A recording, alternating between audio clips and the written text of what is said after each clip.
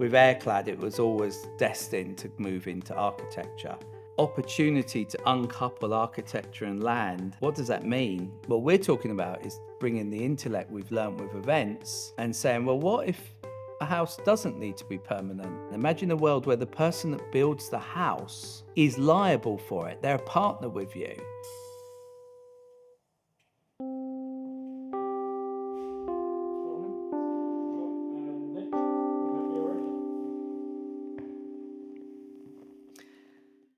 So we've talked a lot about, I describe a lot around fast architecture, and we use the word architecture a lot.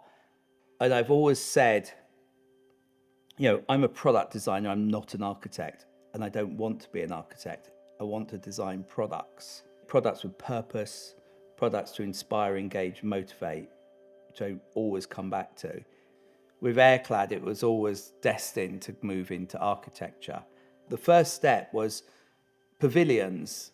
So we have now committed to a couple of projects which we put under the heading Pavilion, which is, for me, what I call the training ground, where we learn what architecture is, the trials and tribulations. And a bit like when we did the other projects, whether it was the Smirnoff project or the Unipark project, where you are going out on a limb, and those pavilion projects have been part of that.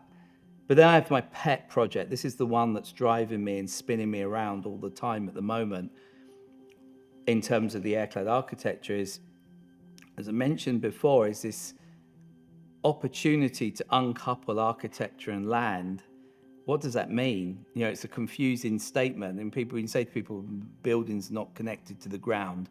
Everybody's used to buildings being connected to the ground. They're cemented into the ground. They're only cemented into the ground because it's a cost-effective, efficient way of very inefficiently using land. What we're talking about is bringing the intellect we've learned with events and saying, well, what if a house doesn't need to be permanent? It can be there as long as you want. Some people only want to live somewhere for a few years. Some people want to live somewhere for 50 years. We all have different needs. If you want to live somewhere for the rest of your life, you might choose normal bricks and mortar. There's a very flexible marketplace for people that are more transient, looking for experiential lifestyles, that want to live somewhere, move on.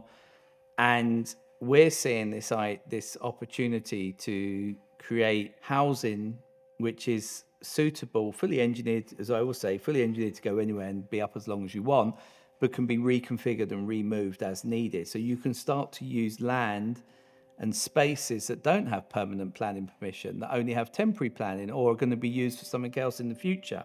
So we can start to co-share land and buildings. This is really a theoretical project at the moment based on the physical knowledge I have. So I'm bringing it all together in my head and on paper, and we're building a team of people who are going to be helping deliver this. So we're building, we have to build the team. We have an idea and we need that team to deliver. And I talk now about the UK. I believe the rest of the world has similar challenges, but it does move around a lot. But in the UK particularly, we have a very big demand on land, and that drives up price of land, which is driving up the price of home ownership and even renting. So the price is going up for everyone. So by uncoupling land and architecture, I believe that there is a space where we can create what I call the half step. Imagine a world where the person that builds the house is liable for it. They're a partner with you. So what would they build? What I've learned from what I do with Airclad is you build the best you can.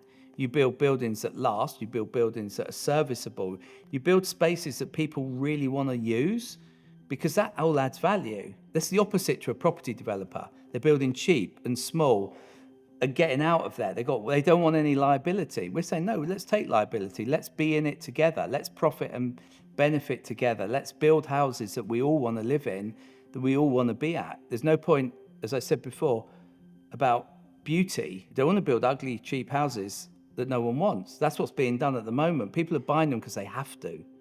They're buying these properties because they have no choice, because that's all there is, and they can barely afford that. That's just wrong. That's the wrong, horrible economics to go into. So what we're doing now is we're throwing these ideas around. I say throwing around, spinning them around, playing with them.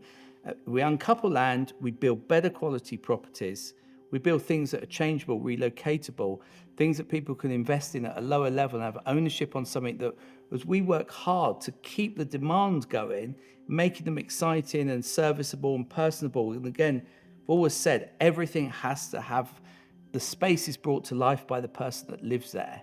We're not telling people how to live, and we're not creating space stations where you're floating in zero gravity and you have a pee and it's all floating around you. They're houses to live in and enjoy and have a great life.